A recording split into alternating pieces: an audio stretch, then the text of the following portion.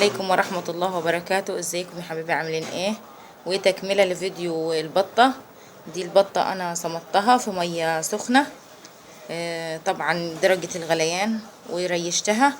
وادي اثار الجريمة، الريش بتاعها، ومقطعة للراس والرجلين برضو، ورمياها خلاص هتخلص معاها منهم مع الريش. ويدوبك ريشتها، لسه ما عملتش فيها حاجة غير اني ريشتها. هاخدها في المية وانضفها كويس، وافرك كل اللي فيها ده وانضفه كويس. وبعد كده مرة واتنين وتلاتة لغاية ما تخلص من نظافة الريش بتاعها، وجلدها يكون ابيض كده بلون الحتة دي. وبعد كده هقطعها، وهوريكم انا بقطع البطة ازاي، لان انا مش هحشيها، هقطعها تقطيع وهطبخها متقطعة. وده شكل البطة بعد ما ريشتها كويس خالص وشطفتها، ومفيهاش كده ولا ريشة. بس انا عايزة الحتت الصفرة دي اطلعها، لو قعدت اعمل فيها كده مش هترضى تطلع. فالحل زي ما وريتكم في فيديو قبل كده، الحل ان انا اجيب دقيق وافركها، هتبقى زي الفل، وتشيل الزفارة، وهتشيل الطبقة الصفرة دي، وتشيل لو في ريشة او جلد وحش كله هتشيله، وهتنضفه كويس جدا. فهجيب دقيق وافركها كويس خالص، وبعد كده هقطعها معاكم.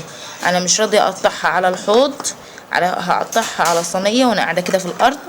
وفرشه، طبعا فرشه، الفرشه دي اللي بستخدمها لما بكون بخبز او بعمل اي حاجه، وبتتغسل طبعا عشان ايه ما بهدلش الارض ولا بهدلش اي حاجه.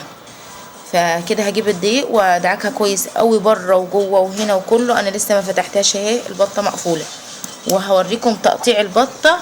تقطيعها هيكون كده من الظهر، ما هيكونش كده تقطيع يعني هوريكم طريقه جديده في تقطيع البطه. وده شكل البطه بعد ما دعكتها بالدقيق كويس قوي لغايه يما كل الجلد الاصفر كله طلع. هاخدها دلوقتي على الحوض واشطفها شطفه حلوه وابدا التقطيع. وهبدا دلوقتي بعد ما نضفتها على الحوض كويس قوي، هبدا في تقطيعها. انا كده حطها على الحوض، هاجي اقلبها على ظهرها لظهرها. هبدا اقطع بالسكينه كده لغايه ما اخلصها. كده انا قسمتها من النص ومن الظهر وفردتها، وابدا اسلك بايدي كده الحته اللي تصعب عليا، اقطعها بالسكينه لغايه ما افصل الجزء ده كده عن ده اسفل لسوء المنظر. اللي مش حابب يعني يتفرج خلاص يفصل الفيديو. وهخلصها كده واجي بالراحه واخلص الصدر، النص اللي من تحت عن النص اللي من فوق. هخرج الاحشاء بتاعتها دي كده واجيب لكم الجزئين دول برضو واقطعهم قدامكم. وهنا برضو الرقبه هاجي برضو من ظهرها واقطعها كده الرقبه. بس انا وبقطعها اراعي الحته الجزء اللي من قدام كده اني ما اقطعهوش. وانت بتقطعي خلي بالك من ايدك، لان العظم بتاع البط ناشف جدا، ممكن يسري معاكي وينزل على ايدك لا قدر الله.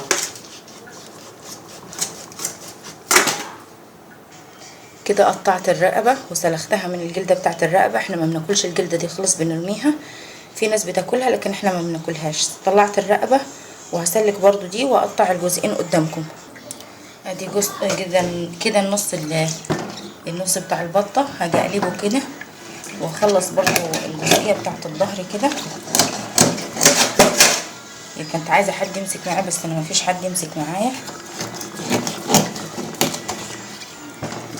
نقطع كده ونخلصها.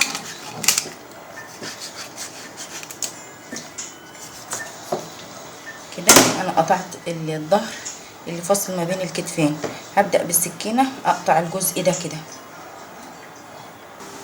كده قطعت الصدر، انا قسمته نصين زي ما انتم شايفين كده.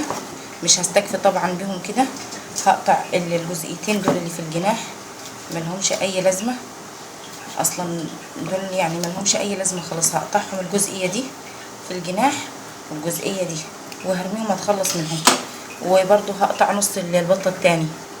وهنا انا ما استكفتش الصدر، لقيته كبير بتاع البطه ما شاء الله، رحت قسمته نصين. قسمت ده الجزئين بتاعه كده اي كده، قسمته نصين.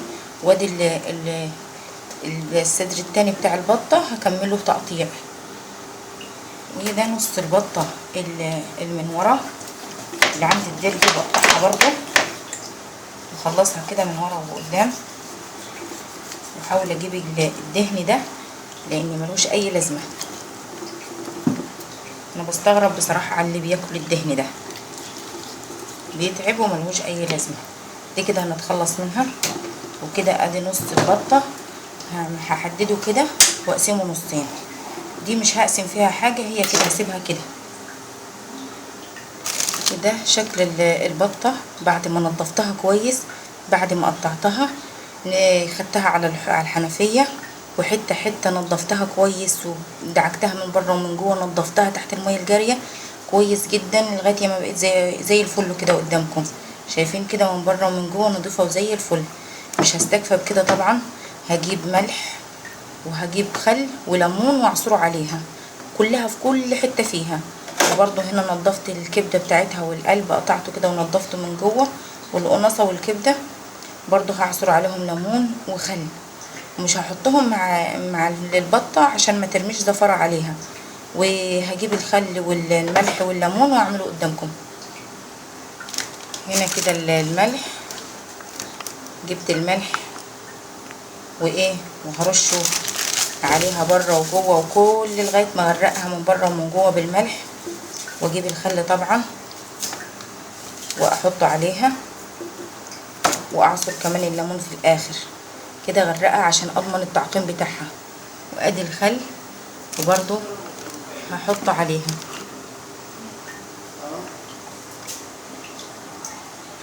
وهرش الخل وبرده هغرق بيها البطه كده.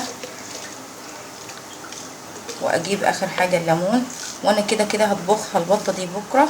انا بالليل انا عملتها ذبحتها قبل المغرب ب5 دقايق. رحت المكان اللي فيه البطايات دول بعيد عن البيت، رحت له قبليها قبل المفطر ب10 دقايق تقريبا، ورحت ذبحتها وجيت نضفتها بعد ما فطرنا على طول.